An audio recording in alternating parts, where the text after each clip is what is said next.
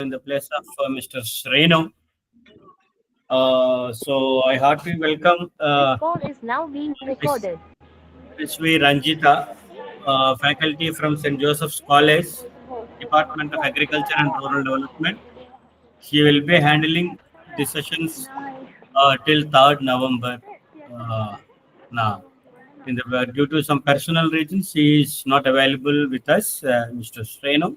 And now Dr. Ranjita will be handling these sessions, and she will be our counselor for the rest of the sessions from today onwards.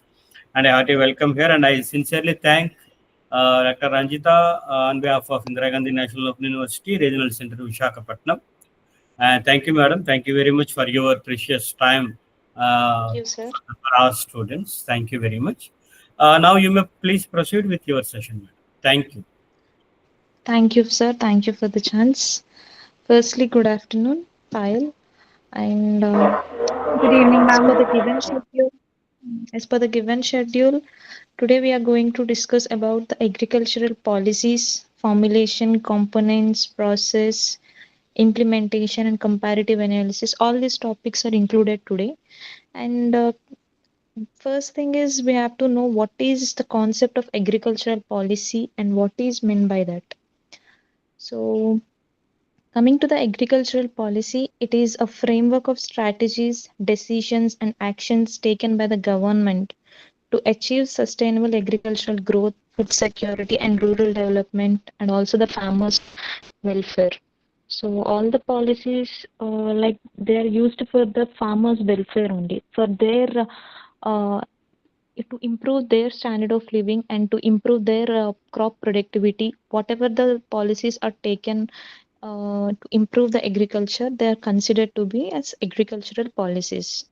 And those are taken mainly to improve the farmers' welfare. Okay.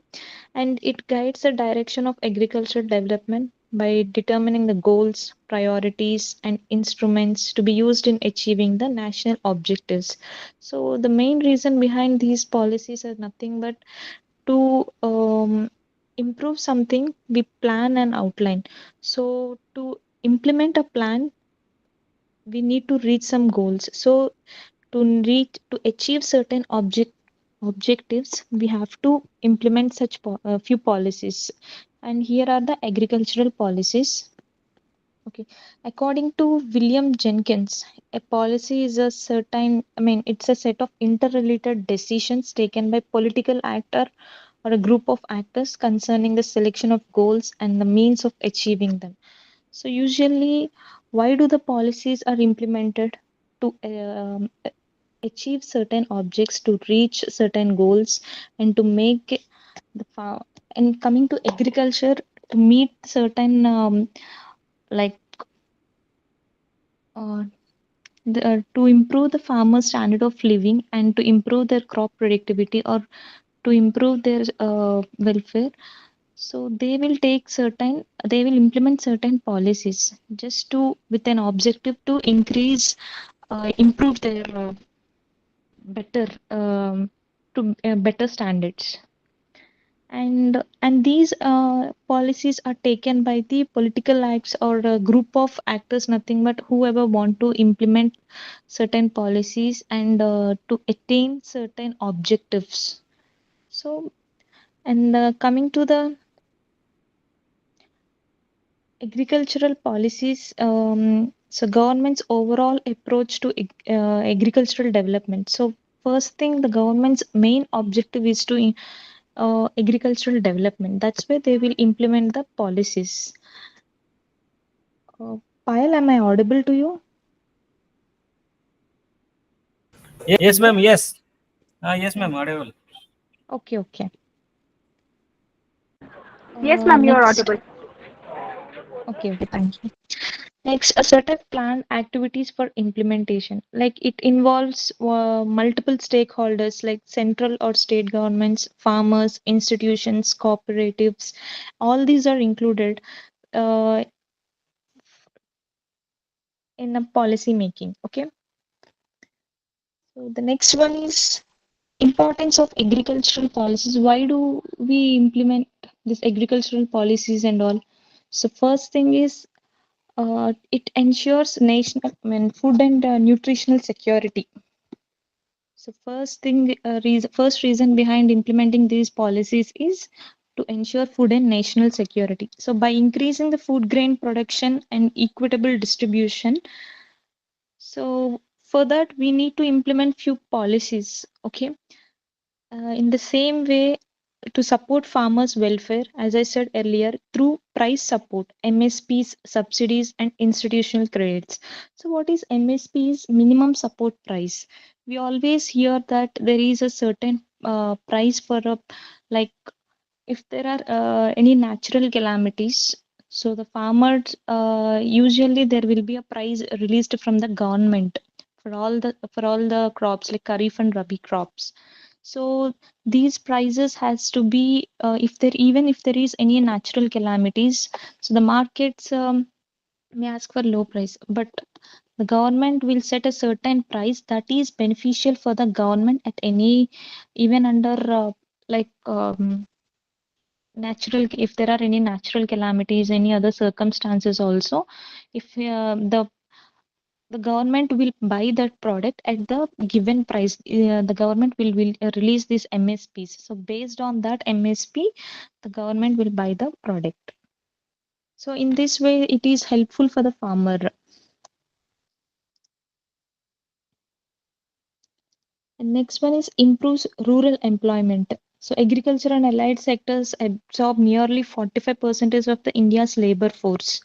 So while coming to the India's labor, like we have so many like organized and unorganized labor will be there based on the institutions they work. Like organized means the institutions that are legally like approved from the government. Next, which are and the unorganized means institutions like anything which is run on by their own without any support from the without any legalization from the government, like small scale industries or like cottage industries, they'll run by their own. So what happens is this in this is this unorganized whatever the industries are there, in that the what whoever the labor will work, they will be not getting the proper wages, and is no guarantee for their job for this labor compared to the organized labor. So in this way, so coming to this, in India, most of the labor are under unorganized sector only. Okay, unorganized labor force is more, and out of that, when we so in India, it is nearly 45 percentage of India's is labor force only. Everyone is involved mostly in this sector only. And next one is sustains resource use. So ensures rational use of land, water, and biodiversity. So because of using these policies, everything is used according to the given limitations, and thereby there will be no wastage of those resources. And next, balances regional growth.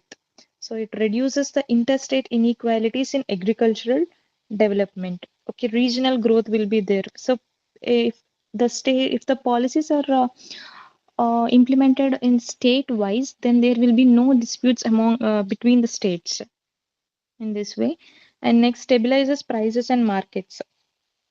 So these policies, what they'll do is it manages the fluctuations in crop price through procurement and storage.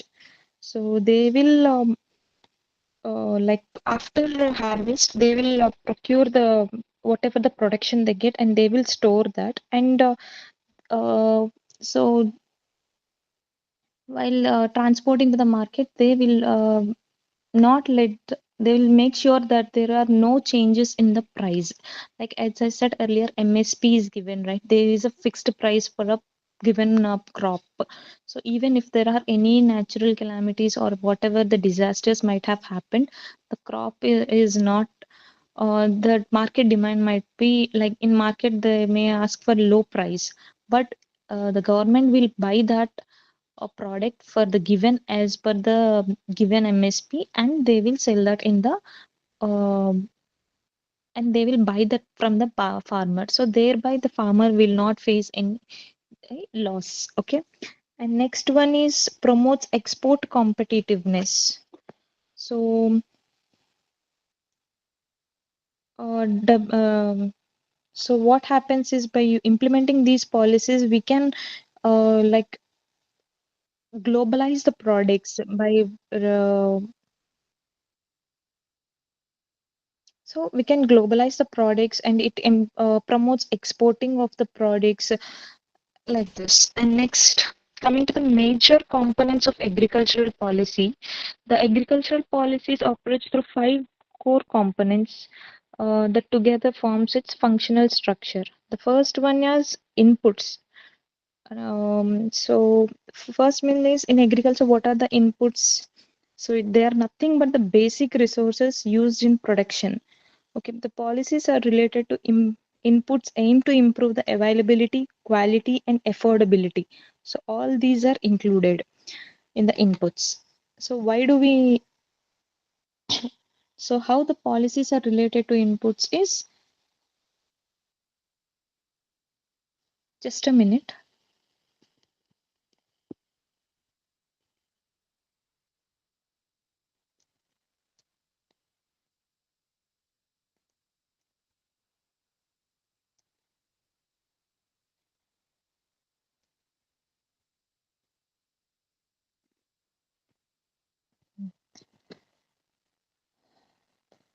So why do we need these policies? I mean, inputs related to policies are just to improve the availability, quality, and affordability.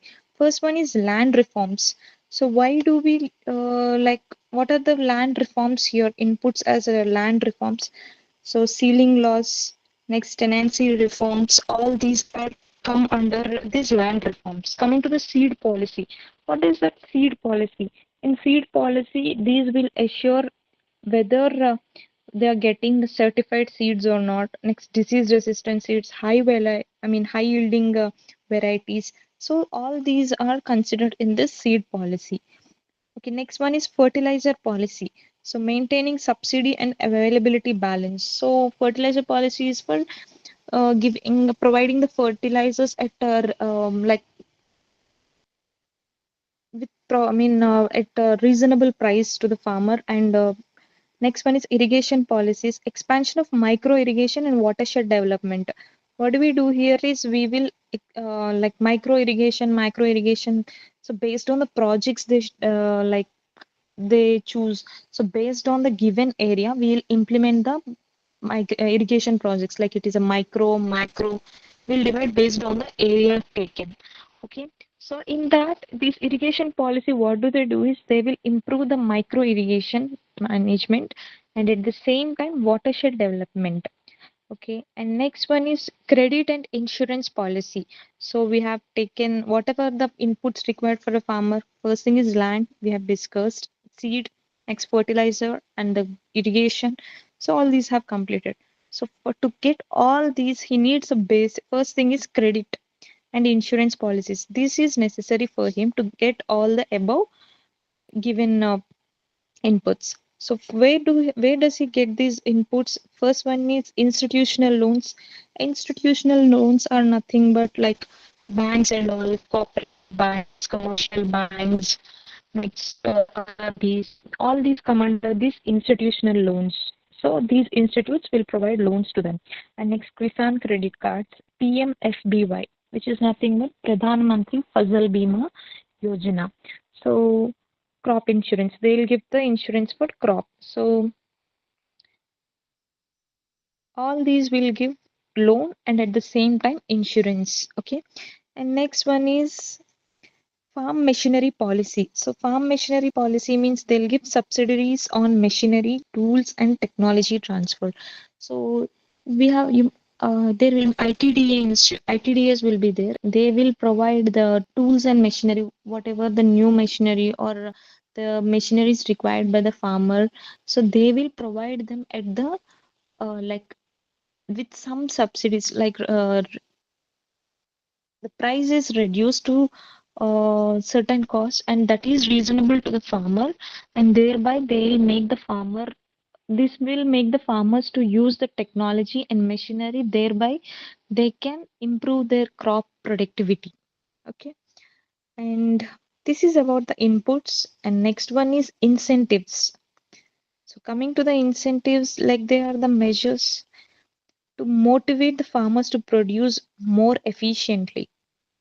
So if there is no proper machinery and no proper labor, the farmer with proper machinery, technology, and labor will get more yield when compared to the farmer with none of these facilities. So, what the government is doing is it is providing, like it is implementing these policies to provide insurance, credit, and um, and next.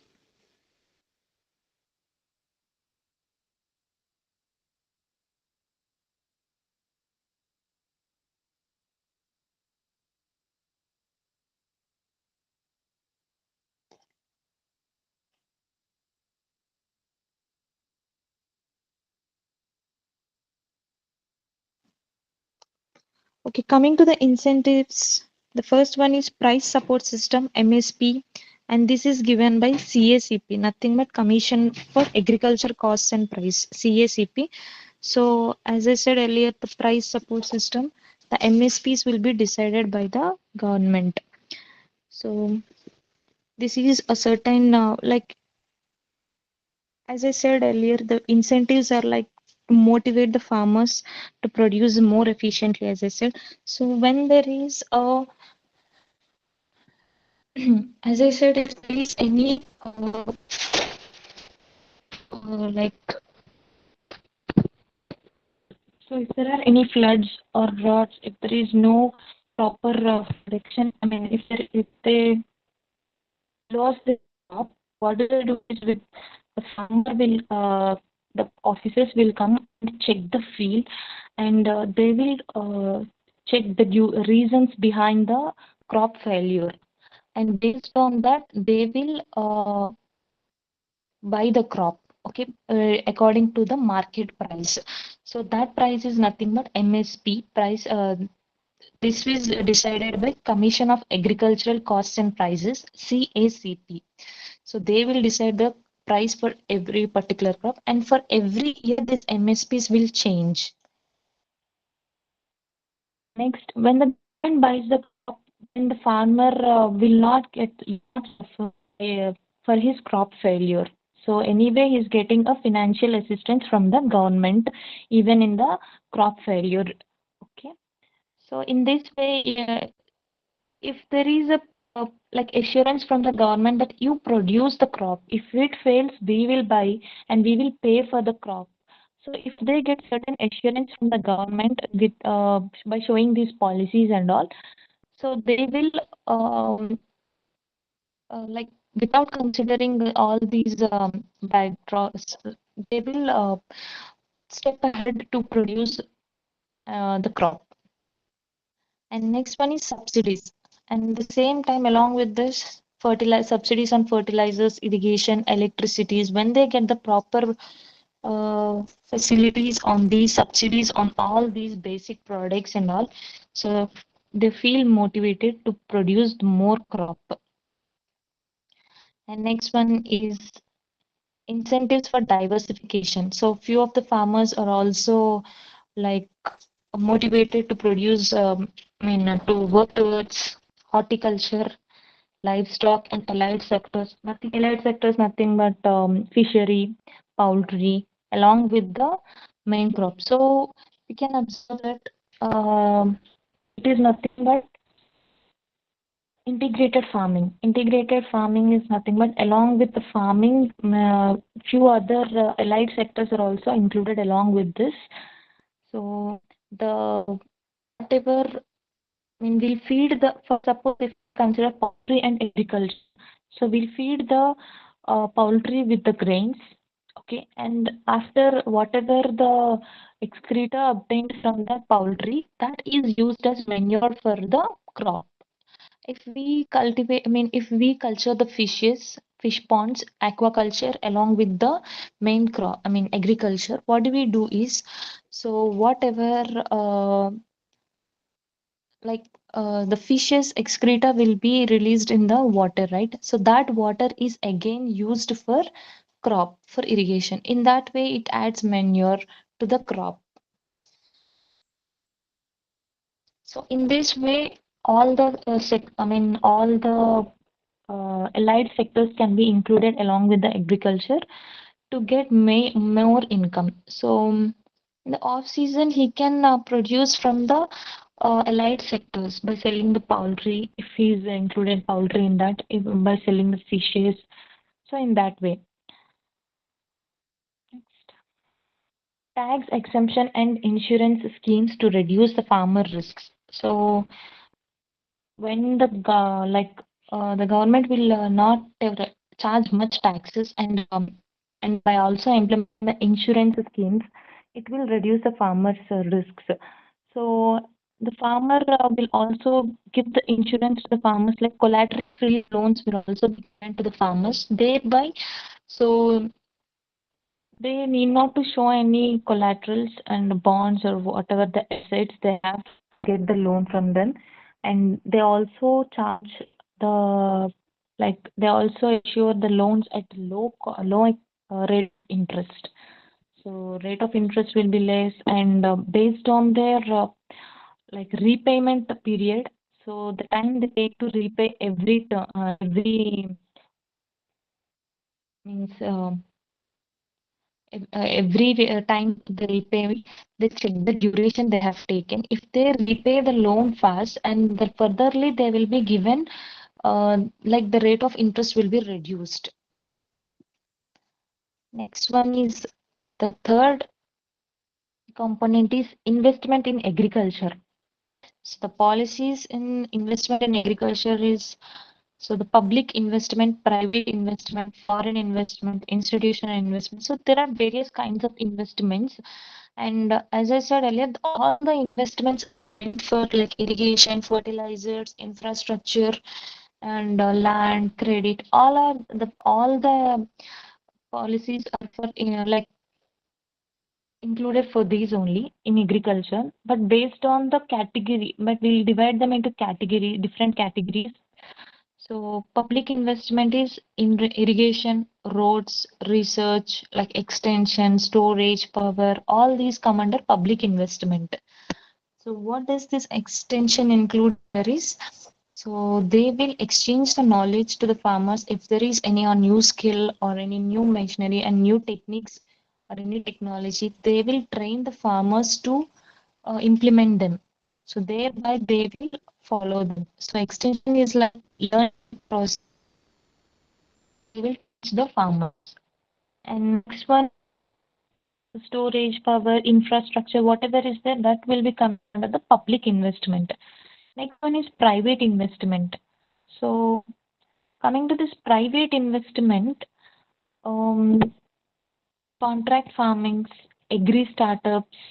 So whatever these all the agri startups means they. So again, these agri startups and whatever the startups are there, they'll get the loans. Like they will get the financial assistance from a particular policy called MSME, like medium, small, micro, small, and medium entrepreneurs. So they will get uh, like investment from this policy. So what this scheme includes is they will ask for project details. So based on the project details, they will allot money for them. So this will be used by the farmer as the investment for his new startup. So and after using his investment, whatever the next, by showing the returns, proper production, and whatever he gains, he has to repay that. And in this way, through this MSME process, they are encouraging the farmers to implement agri startups. Next one is foreign investment. So these investments are allowed in food processing and agri business. So these investment are involved in this. And next, institutional investment. So investment, whatever they get through like institutes, as I said, NABARD, and these are mainly for the rural areas development. Whatever the infrastructure, like they will get the in like from where do they get money is, so all these are implemented and directed by NABARD. NABARD is like it is epitome of all the institutional institutions for like credit systems for giving credits to the borrowers, so banks and all for all these the NABARD is like a epitome which are involved in the rural development. So next one is RRBs, regional rural banks and cooperative banks. These will be working mainly for the upliftment of the rural development. So the next one is long-term focus on sustainable resource management and R. So this is about the investment in agriculture. I have covered inputs, incentives, and investment in agriculture. Now coming to the regulations and controls. So one of the main component is regulations and controls. Regulations ensures what does this regulation and controls do? So they will ensure fairness, safety, and order in agricultural markets. So first one is APMC Act. So what does this APMC Act do? So regulates wholesale markets. So directly if the buyer and farmer and buyer linkages will be applied here, in, like it removes the middleman. So what happens when it excludes the middleman? So the farmer will not get the farmer will not face any like loss. So the middleman will charge more from the farmer and he will buy more from more to the buyer. So in this way, the middleman is getting benefit, but the farmer and the buyer is facing loss. So what does this APMC Act do is it will regulate the wholesale markets. So the farmers can directly go to these wholesale markets and he can sell his produce there and the consumer can buy from there. So in this way, the middlemen are excluded and the farmer and the middle like buyer both are benefited. So the next one is, wait a minute.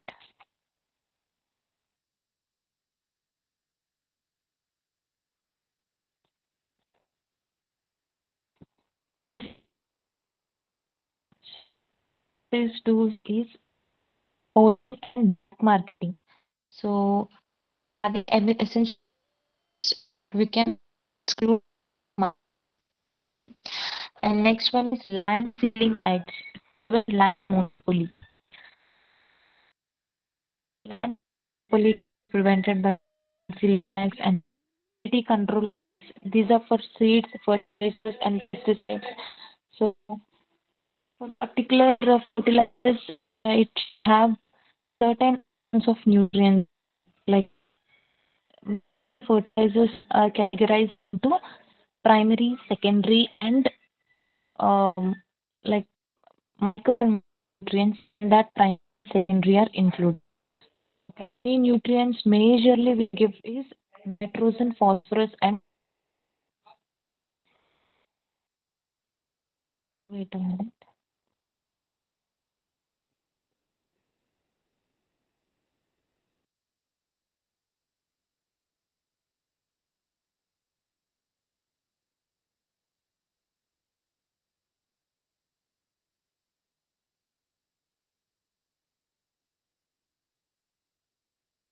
Quality and hygiene.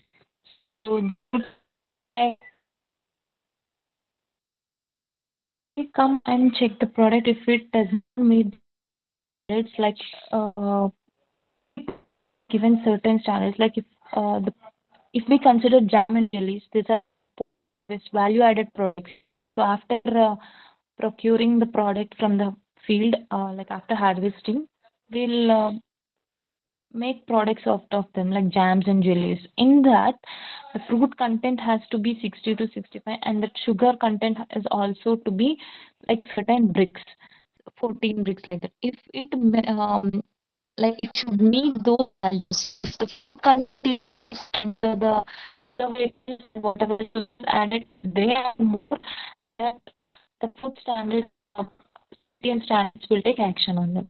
If they, whatever products we make, they like pass certain like how much the values of certain ingredients has to be, like which are harmful and which are beneficial, and it should meet those particular values. If not, those products will be assured as not qualitative and like proper quality. So next one is,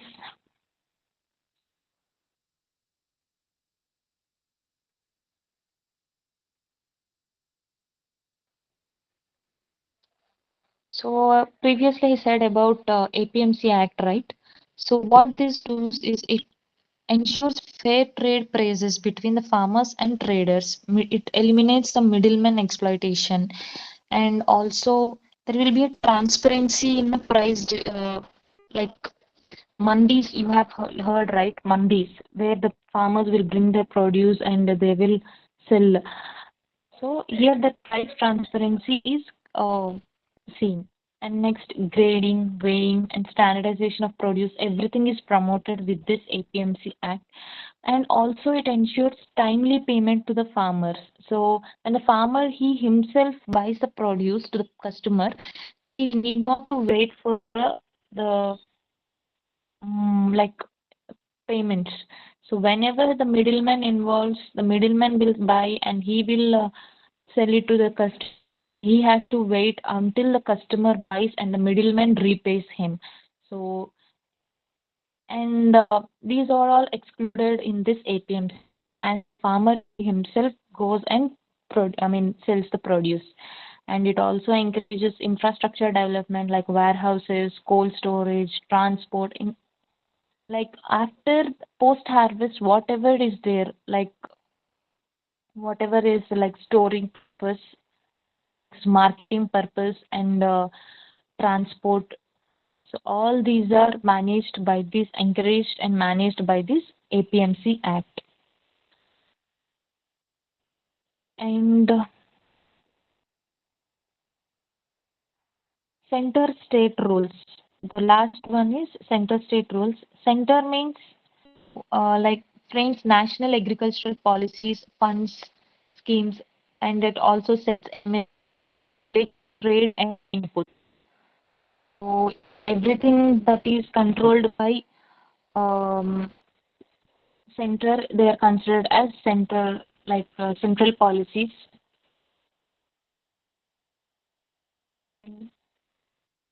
And the uh, policies which are maintained and controlled by state are considered to be state agricultural policies, and their roles are like,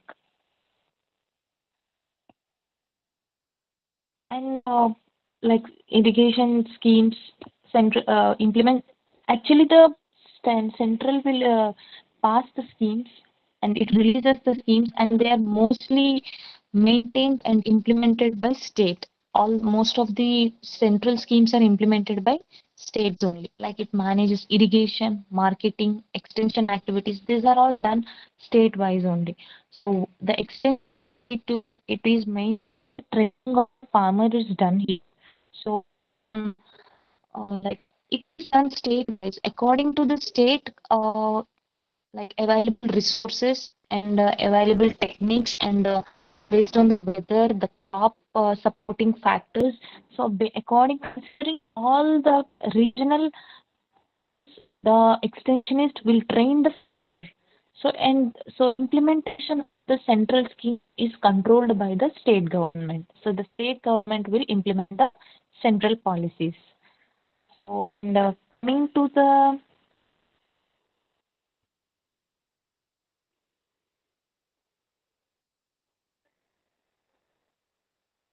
just wait. So few of the schemes that are under the central agriculture policy are like PM Kisan, PM FBY, like these are crop insurance, and next one is soil health card. So these improve the yield and uh, farmer security also. And next, Pradhan Mantri Krishi Sinchai Yojana. This is for means irrigation, and this is for irrigation storage and Bandaran Yojana for storage logistics. And next one is Kisan Credit Card and Interest Subvention Scheme. These are all credit and finance schemes. So for affordable institutional credit, they can get with these credit card and all. And next comes the market and value chain. So what is implemented is ENA. Next, APMC reforms. So these will allow efficient markets and value addition. And next one is diversification. So what is diversification? As I said already, integrated farming involves the diversification. So along with the farming, it also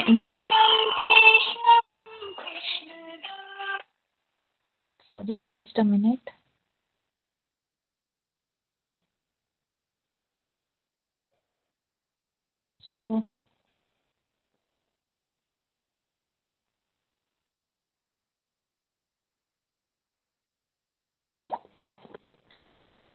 So along with the agriculture, we also include other allied sectors also.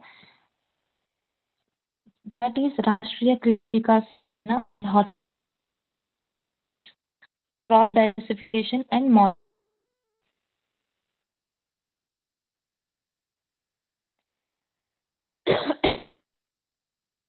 And is research and technology related policies.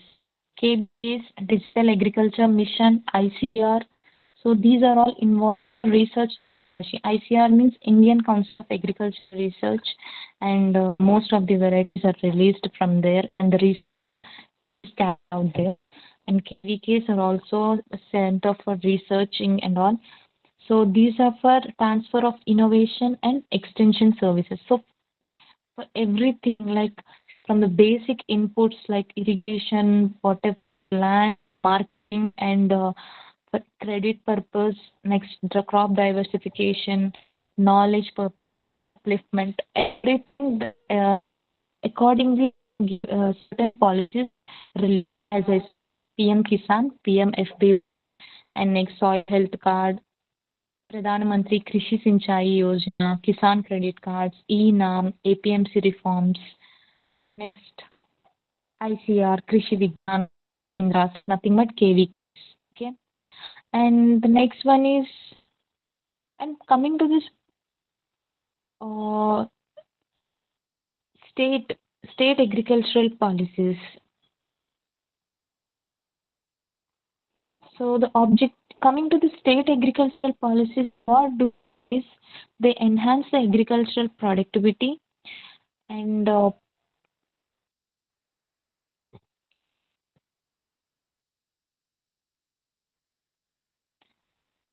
so the main focus is local productivity, diversification, and welfare.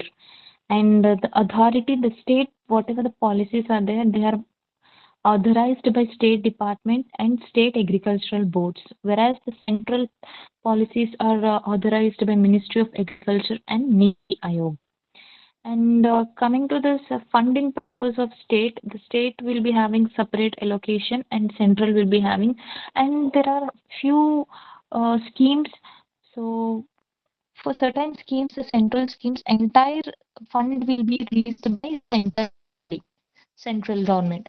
And few other schemes, what happens is the state will bear some amount and the central will bear some amount. 50-50. And for northeast states, if the state has to bear some amount, then it is like 90 is to 10.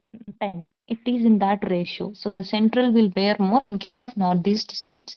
Whereas coming to others, like it is 50-50 and 60-40, like only 60 and the state is 40%. And when it comes to funding. And next is nation, district level nation is state. policies. Mm, when it comes to state policies achieved for so far is improved crop productivity in several states like Gujarat and Tamil Nadu. The state policies they have implemented in proper way and they have improved the crop productivity. And for that, we can see examples as Gujarat and Tamil Nadu. And next, increased like it enhances the irrigation efficiency through micro irrigation projects. And next one is farmer participation is increased in cooperatives and FPOs. Like farmer organizations have started, like there are certain organizations, they will allot the farmers to get engaged in a certain activity. They will be given certain amount, and they will produce with that using that money as the like, and they will produce.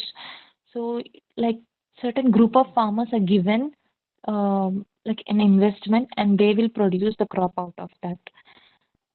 FPOs have started, and in nearby we can see them in like Chintapalli, Aruku, Narsipatnam, nearby areas. We can see the FPOs more there. And the state policies have also strengthened the linkages between research and field practices also. And so coordination through state and central agricultural coordination committees ensures the policy uniformity. So even if there is no proper like when there is no proper coordination between state and central governments, and this implementation of policies and the success of policies would not become possible. So everything is possible through this coordination committee. So which we what and it is Central State Agricultural Coordination Committee. So even if the central government implements the policies and the state, if it does not implement them properly, like if there are any like malfunctions and malpractices, and if they are not implemented properly in the state government, and there is no proper I mean like there is like no proper result for implementing all these. So proper coordination between these two can only result a good output. Like as we said, examples in Gujarat and Tamil Nadu. Next, the process and formulation of agricultural policies. How do we process this and formulation of agriculture? So policy formulation is nothing but it is a systematic process of designing and developing the agricultural policies that address national and regional goals. So it is like a systematic process, and how do we apply them? So coming to the first one is what do we do is the very first agenda setting. So what is agenda? So we'll apply a major agricultural issues in a region. So it might be a farmer distribution gap, low productivity. So these factors can be considered as agricultural issues. So we'll take one particular issue. Uh, we'll consider a particular issue. For suppose low productivity or like farmer distress. So that is considered as the main like agenda. So next one is vision formulation, setting long-term national agriculture vision. Example, what do they do is doubling farmers' income. How does the farmers' distress is reduced by providing like when he gains a proper income, this won't happen. The farmer's distress will not happen. So for that, what does the government do is vision formulation. Nothing but whatever the agenda is set, like they have taken a particular issue. First thing what you do is you will select one particular issue, like whatever the agriculture issues are there, you will first select that. And the next thing is you will like vision formulation, you will try to work for that. If what I do, this particular issue can be solved. That is nothing but vision formulation. So, okay, you have come to know. the farmer's distress is reduced by doubling the farmer's income. Okay. Then how do you increase his income? How this vision formulation achieved? By implementing the third stage is policy goals and objectives. So by setting certain policies and by knowing the clear objectives, like clearly defining the measurable outcomes like food security, export growth, employment. So if we provide properly these if we know the proper objectives and according to that if we implement a policy, we can achieve the goal and uh, all the issue we have selected. Okay. For that, what we have to do to implement the policy? So straight away we can't implement the policy. First thing you have to do is data collection and analysis. So how do you collect the data? Using data from NSSO, Ministry of Agriculture, and FAO, etc., etc. So these are used as like these are evidence-based policies. So from these certain sites, we'll collect the data, like primary data, secondary data. So based on this data collection and analysis, so to release certain amount of fund to the farmers, like okay, for irrigation basis, we have to release a central government wants to release certain amount of fund. Do they straight away release the fund? Not right. So they will take the data analysis and data collection and analysis plays a major role in releasing this fund. So they will first come to know how many farmers are there and how many farmers are facing the issue, how many farmers really need this. So how marginal farmers, how many small farmers, how many required. So considering all these factors, data collection and analysis, they will release the fund. So data collection and I mean they will even announce they will release the policies also. So they'll come to know how to do, how much has to be done with the using policy to get certain solutions. Definitely need data collection. From where they get the data, it can be secondary data. This is the secondary data.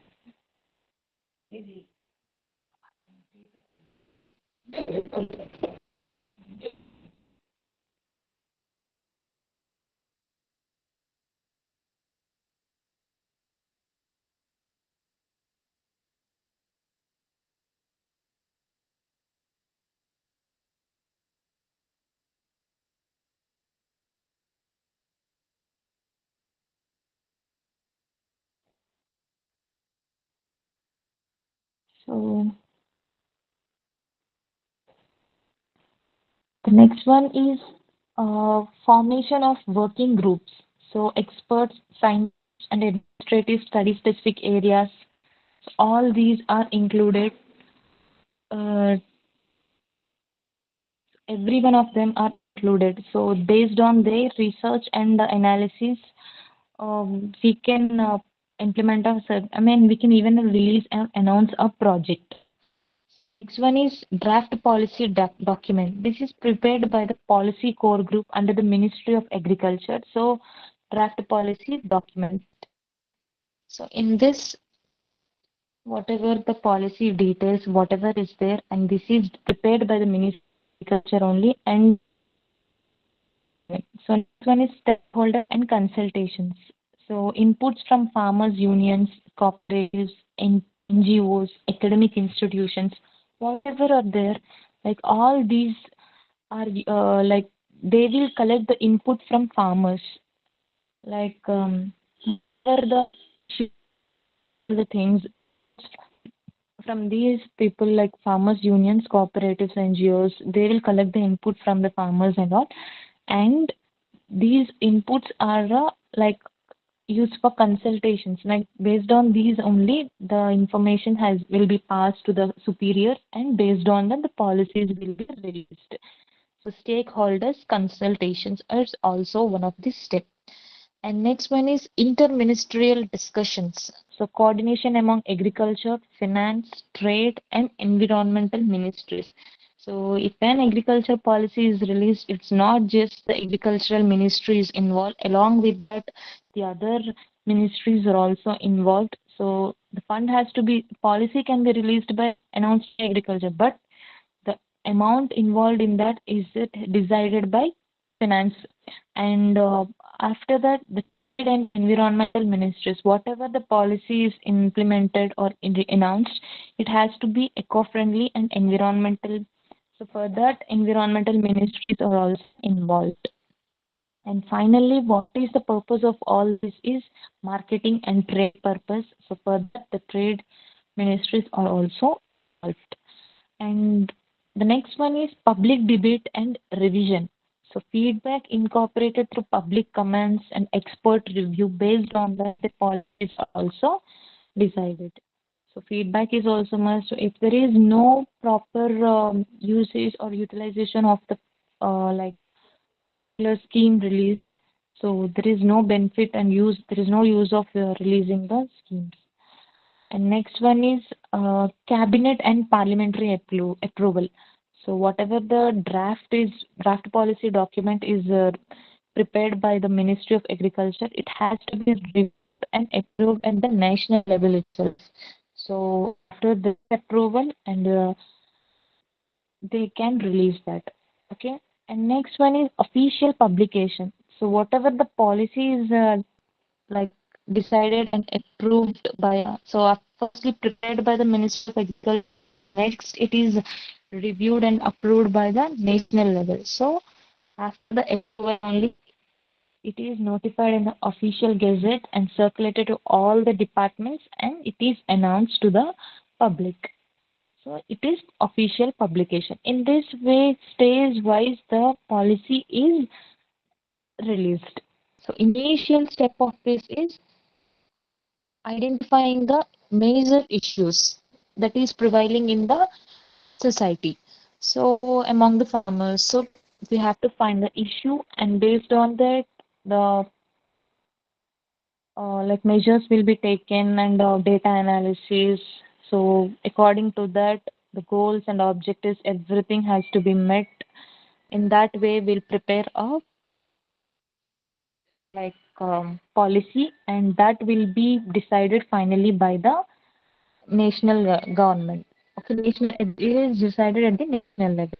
Okay, and coming to the what key ingredients of a sound policy. For a proper sound policy, we require key ingredients. What is that? So comprehensive data system. So as I said, data systems. Initially, I also said data collection and analysis. So using the data from NSSO, Ministry of Agriculture. So from where does this whatever the data is they have collected, it has to be accurate and proper. So the database production, climate, and inputs, whatever is in, it has to be proper. And for that, it is a key ingredient. So without data, we cannot do anything. So next one is scientific and economic analysis. So cost benefit, risk assessment, and feasibility. Everything is considered. So it's simply considering a policy and releasing it, like we'll come to know the issues that are prevailing in the society. Okay, we have worked on, prepared a policy. Okay, is that enough?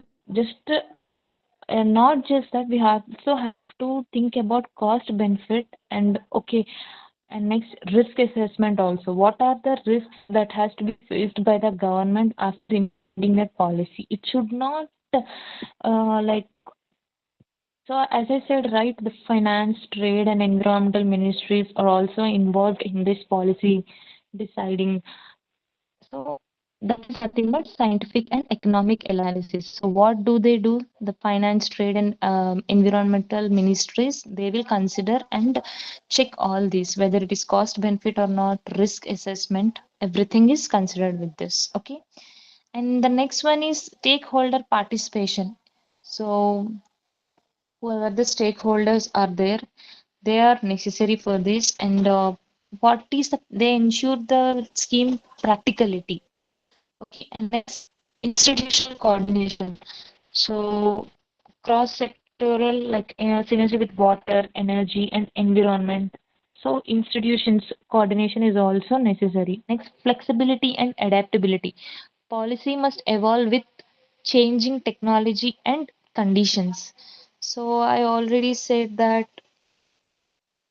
extensionist will work. So whatever the policy is there, it has to meet the current scenario. It has to meet the present like change technology and market conditions. It has to work according to that.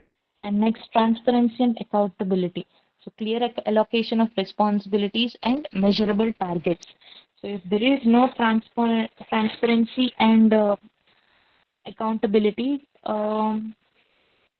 whatever the policy releases the funds and the rules and regulations, they will not be followed properly, and there will be a chance of like there is no, you cannot observe any proper improvement in the farmers welfare. So they are the key ingredients for a sound policy. And next, coming to the implementation of agricultural policy. So agricultural policies, what are they included? Once approved, policy implementation converts the plans into actions through programs, projects, and institutional mechanisms. All these the programs, projects, and institutional mechanisms, we can implement our agricultural policy. Not just agricultural policy, any policy can be implemented only through the actions like programs, projects, and institutional mechanisms. Next one, implementation mechanism like central agencies, Ministry of Agriculture, Niti Aayog, NABARD, CACP. These are the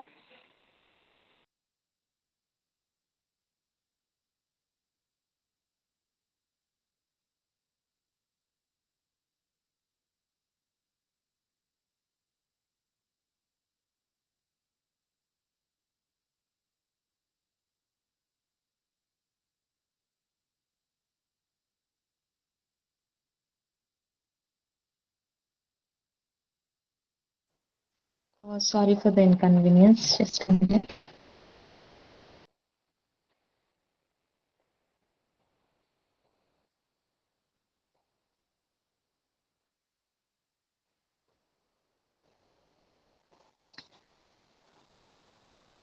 So next one is State Department of Agriculture. How do they execute is field programs, irrigation projects, subsidy. They will allocate all farmers, and the way they will implement the mechanisms or policies are there. They are implemented by the State Department of Agriculture. So mainly they will execute field programs. By they will and extension resource and uh, so training will be their field experts. They will interact with the farmers and they will explain to the farmers. And the next one is Panchayat Raj institutions. What do they do is local level institutions and outreach. So Panchayat Raj systems are also involved in this. And next one is cooperatives and NGOs. They assist in planning, input delivery, and marketing. Three are mainly involved, encouraged by the corporate NGOs. And next one is so what are the key elements for successful implementation? So for a proper, we will implement like certain agencies, state agencies, like Panchayat Raj system is like a decentralized government body, and high lastly it is the central agencies. In this way, they are implemented. Okay, we know about this, implementing these mechanisms or policies, and how do they implement? Just implementing isn't enough. The success implementation. What are the key elements for that? successful implementation. First one is adequate funding.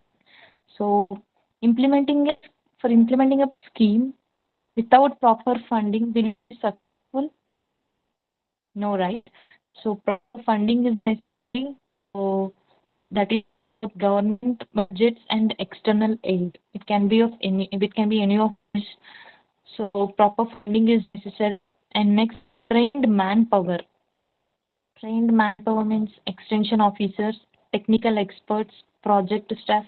If the for implementing a project successfully, if all these manpower are included, they will convey the message and convey the information to the farmers straight and clearly. They'll motivate the farmers, so thereby the farmers will uh, like farmers will all get interest to implement those projects and implement the policies and all. So usually the farmers don't listen. They are actually interested in practicing conventional things only in his farming. So he doesn't want to dare to take the new steps. And by listening to the who, it may be a scientist or it may be a technical expert or it may be an extension officer, whoever it may be, he is not interested. The steps. It is these officers, extension officers, and experts and project staffs' duty to make the farmers trained. I mean, in getting involved and make them interested in implementing these projects. And next one is monitoring and evaluation. So continuous review of performance indicators. So okay, they got budget and they got the officers and experts. Okay, is that enough? So regularly review has to be done and perform of their performance. If there is any drawback or if there is any lagging, so based on that review, regular review, they can cope up with that and they can recover and the proper evaluation can be done with regular check. And next one is good governance, transparency, efficiency, accountability in administration. These are all necessary for proper governance. Okay, and next one is public awareness. Farmers must understand the schemes and how to benefit them. So this so public, if there is no, if the farmers are not aware about these schemes, there is no point of implementing the schemes. So they must be aware of the schemes and they have to know and how to get profit by using schemes. Everything have to be aware of that. So in this, the extension officers will play a major role by making the farmers aware, being aware of those schemes and all. Next, technology, ICT, mobile app, governance for track the progress, like on like an app, so they can know the market price in the online sales, they sell the produce in the market through online uh, dealing online only. So in certain technology has been done. Next one is problems in implementation. Okay, for successful implementation, we have came to know what are needed. And coming to the problems, so bureaucratic delay, overlapping authority, and next lack of coordination between different states, political interference and populist measures, and next one is inefficient monitoring and corruption. Lastly, inadequate data feedback for midterm corrections. So inadequate data feed means I already said, right, review has to be done, evaluation and monitoring. If it is not done, midterm corrections cannot be done, and the final production, whatever the output is aimed by implementing the policy, cannot be achieved. So these are the problems in implementation and how come they can be overcome. So the remedies are participatory planning. So include farmers in decision making. Whatever the decisions are made, farmers' decisions has to be included. Next, decentralized implementation. So as I said earlier, the Panchayat Raj institutions are the decentralized government bodies. So every scheme has to be implemented decentralized only. So empower district and block levels. So Everything has come, if everything has to be controlled by central governments, it won't be possible. So state-wise means the state can't cover all the districts. The district means the district can't cover all the block levels. So if for every particular level, there has to be governing bodies, whoever is going to like um they have to control that at every level, to know the problems, to know the issues, to interact directly with the farmers. The governing bodies has to be from the local wise to central wise. Not just the central body cannot regulate this all the schemes. And next, e-governance and digital platforms, these ensure transparency. And next one is periodic policy review.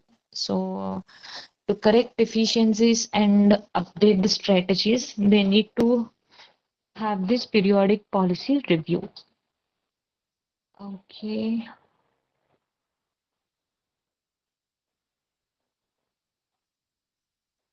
Payal. Hello, Payal.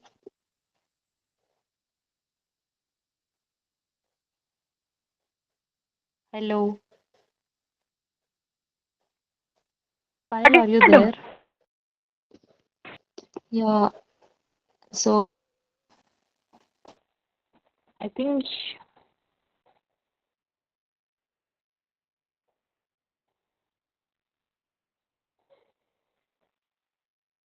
hello.